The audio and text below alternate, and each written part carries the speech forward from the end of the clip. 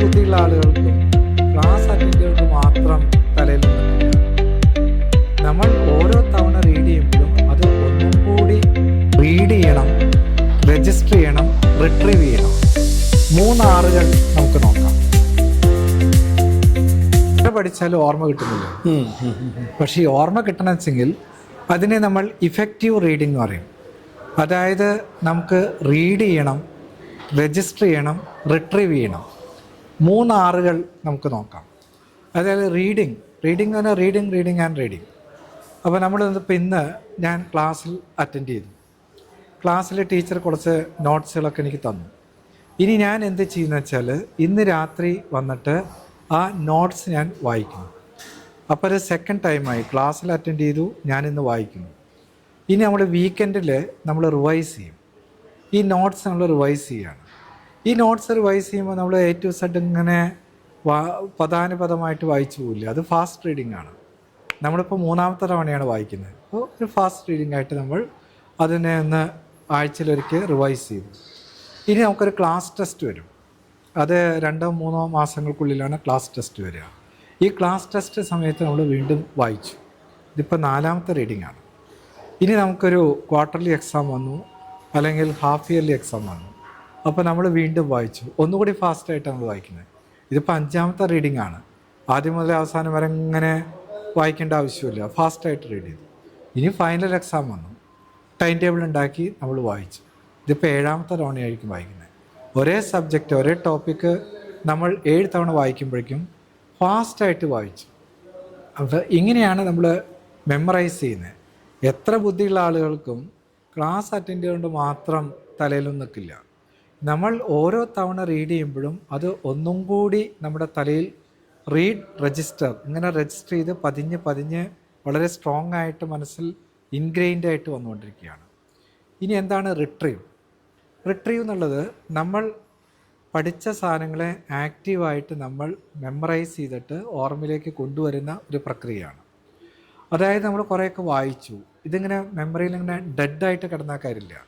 അതിനെ നമ്മൾ ഇങ്ങനെ വെറുതെ ഇരിക്കുമ്പം ഞാൻ ഇന്ന് എന്താണ് പഠിച്ചത് ഞാനിങ്ങനെ നോക്കുകയാണ്, നമ്മൾ നമ്മുടെ മെമ്മറിയിലേക്ക് കൊണ്ടുവരികയാണ്. നമുക്കിത് ആക്റ്റീവായിട്ട് നമുക്ക് പരിശീലിക്കാം.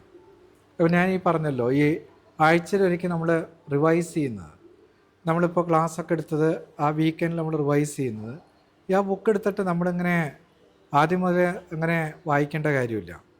ഈ ആഴ്ച നമ്മൾ പഠിച്ച കാര്യങ്ങൾ, ഇപ്പോൾ ടോപ്പിക്ക് ഇപ്പോൾ സയൻസാണ്, ഫിസിക്സിലൊരു ടോപ്പിക്കാണെങ്കിൽ അതൊന്ന് നമ്മൾ ബുക്കോ നോട്ട്സോ ഒന്നും നോക്കാതെ പോയിൻ്റായിട്ട് നമ്മളിങ്ങനെ എഴുതി നോക്കി, ഇതൊക്കെയാണ് ഞാൻ പഠിച്ചത്. എന്നിട്ട് നമ്മൾ ആ നോട്ട്സ് നോക്കിയിട്ട് ഇത് എന്തെങ്കിലും വിട്ടുപോയിട്ടുണ്ടോ നമ്മൾ കമ്പയർ ചെയ്തു. അപ്പോൾ നമ്മൾ ആക്റ്റീവായിട്ട് നമ്മുടെ ബ്രെയിനിലേക്ക് നമ്മൾ പഠിച്ച കാര്യങ്ങൾ ഓർമ്മിച്ച് കൊണ്ടുവരികയാണ്.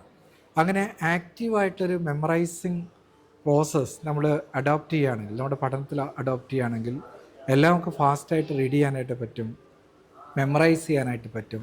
വളരെ ആക്റ്റീവായിട്ട് നമുക്ക് ഇതിനെ പറ്റിയിട്ട് അത്ര കണ്ട് പഠിക്കാണ്ട് നമുക്ക് ചെയ്യാൻ പറ്റും. ഇങ്ങനെയാണ് നമ്മൾ റാങ്ക് കിട്ടുന്നു, IASന് പോകുന്നു, വലിയ കാര്യങ്ങളൊക്കെ പോകുന്നു. നമ്മൾ ബുക്ക് കണ്ടൊന്നും പേടിക്കണ്ട.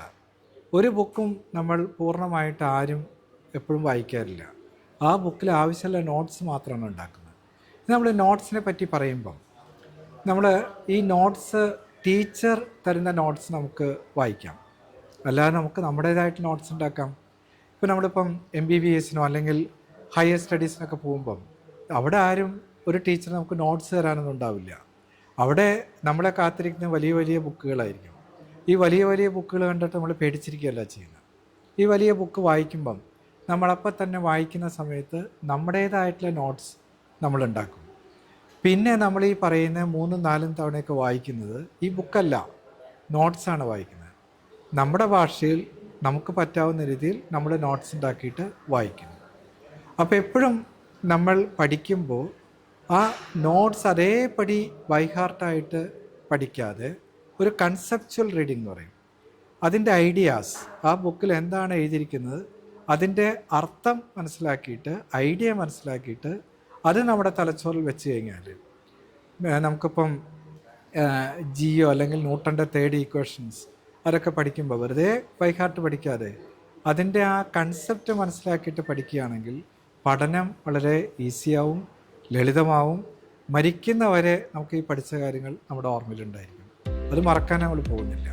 ഇതിനെയാണ് effective and simple learning process എന്ന് പറയുന്നത്. ഇങ്ങനെ നമുക്ക് പഠനം നമുക്ക് ലളിതമാക്കാം, ഇഫക്റ്റീവ് ആക്കാം.